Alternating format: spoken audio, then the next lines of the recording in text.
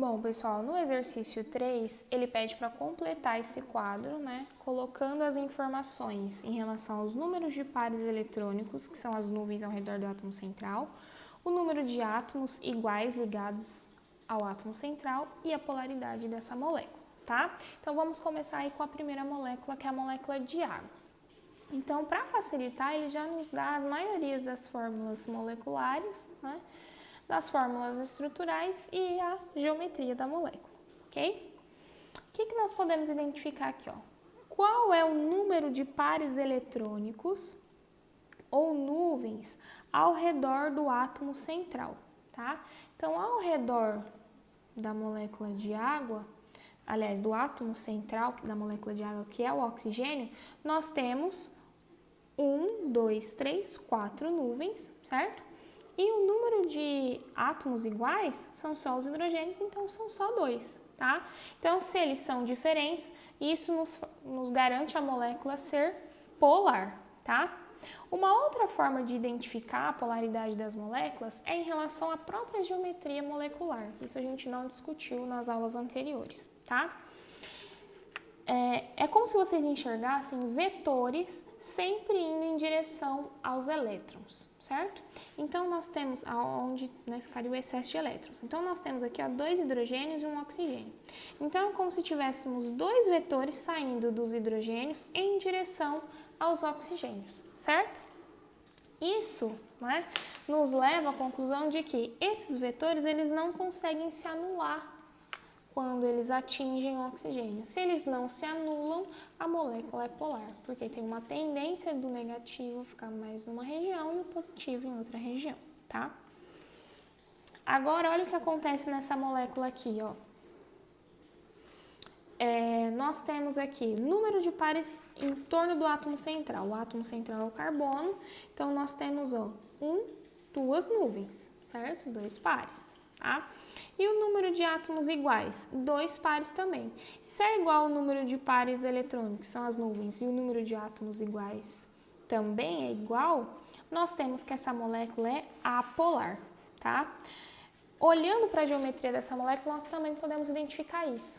É como se nós tivéssemos 2 vetores indo em direção à região dos elétrons, então em direção aos oxigênios. Esse vetor tem a mesma intensidade que esse. Então, se um é positivo e o outro é negativo, eles totalmente se anulam. Se eles se anulam, quer dizer que não tem nem mais para um, nem menos para outro, o que torna a molécula apolar, ok?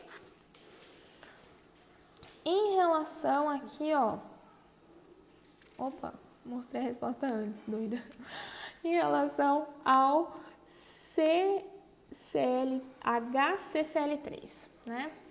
Então, número de pares eletrônicos em torno do átomo central são 4 e o número de átomos iguais são só 3, certo? Então, são diferentes, a molécula é claro que é polar, tá?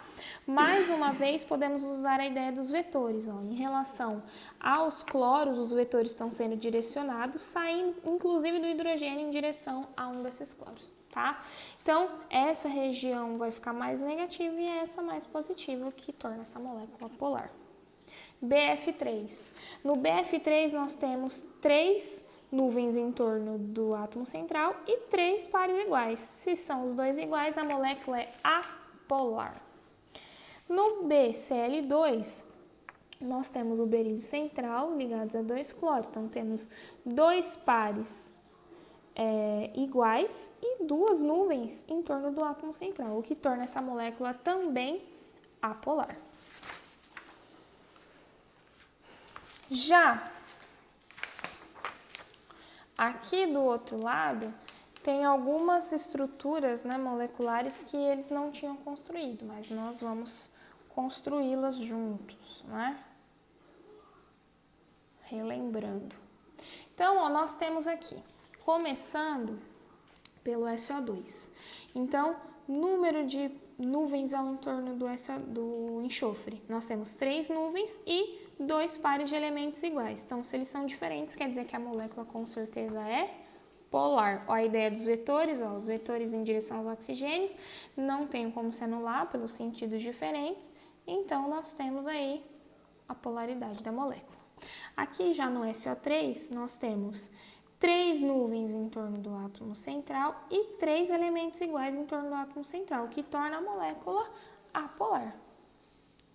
Já no CH4, nós temos 4 nuvens em torno do átomo central e 4 elementos iguais em torno também do átomo central, o que também torna a molécula apolar.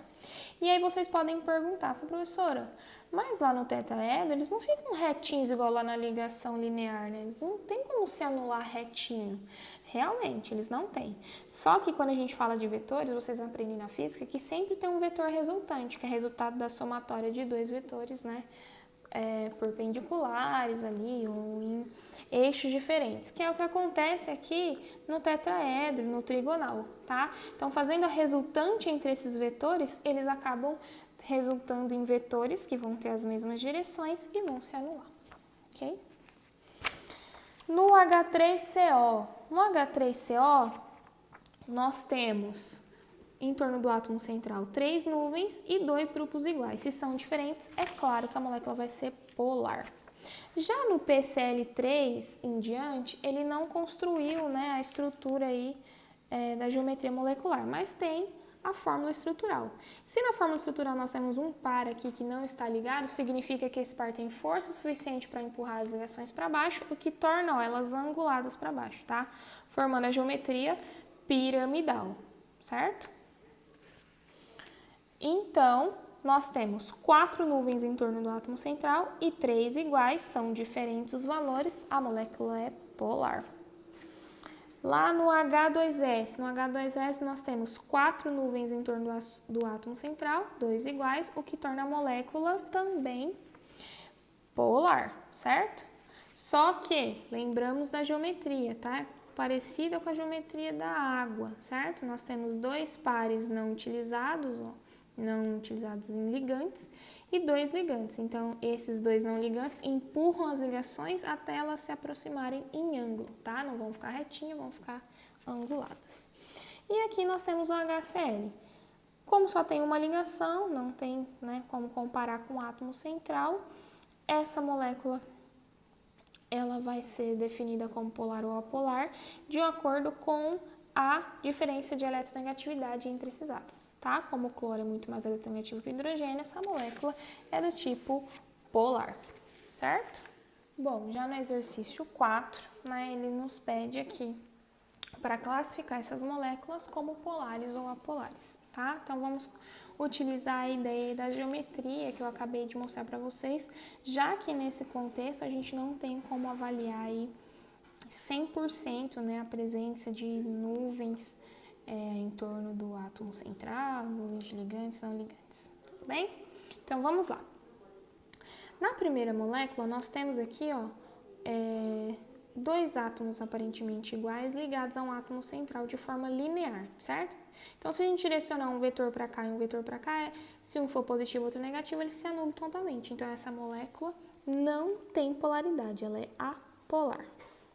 Na molécula 2, nós temos a mesma coisa, 3 elementos iguais ligados a um átomo central. Se fizermos as resultantes entre esses vetores, nós chegamos que todos eles se anulam, então essa molécula também é apolar, tá? Aqui, no número 3, nós temos o tetraedro, tá? O tetraedro também apresenta essa característica de a gente conseguir encontrar uma resultante entre vetores nos eixos diferentes. Então, todas as resultantes desses vetores vão se anular, o que torna essa molécula apolar, tá? Além disso, né, nessas 3 moléculas aqui, aliás, nessas 4, nós temos, né, a quantidade de nuvens em torno do átomo central exatamente igual à quantidade de ligantes, né, de átomos iguais lá ligados, tá? E isso, né, nos faz concluir que se elas são iguais, é claro que a gente chega na relação apolar. Aqui nós temos uma molécula formada por 2 do mesmo elemento, então não só tem uma ligação, não tem diferença de eletronegatividade, já que é o mesmo elemento, então é claro que ela é apolar também. Já no número 5, nós temos uma geometria do tipo piramidal, porque tem algum grupo aqui, ou mais de um, que está direcionando essas ligações, né, para baixo, tá? Angulando essas ligações. Então, se ela é do tipo piramidal, significa que se a gente fazer os vetores aqui em direção a esses elementos, não tem como a gente anular todos esses vetores através da sua resultante, o que torna essa geometria do tipo polar. Lá no item 6, nós também temos uma ligação, e essa ligação já é baseada em elementos diferentes. Elementos diferentes, com certeza, têm eletronegatividades diferentes, tá? Então, aqui nós também temos uma polaridade. E no item 7, nós temos dois átomos iguais ligados ao átomo central de forma angulada, ou seja, aqui pode ter um grupo ou mais de um grupo que está angulando essas ligações que estão direcionadas aqui ao átomo central, tá? Então, isso aqui, ó, aparenta ser a molécula de água, né? Bem parecida. Então, essa é uma molécula do tipo também polar, tá? Então, de acordo com a resposta, nós temos que apolares são 1, 2, 3, 4 e polares 5, 6 e 7. Exatamente o que estava no nosso gabarito. Certo, pessoal? Espero que vocês tenham compreendido.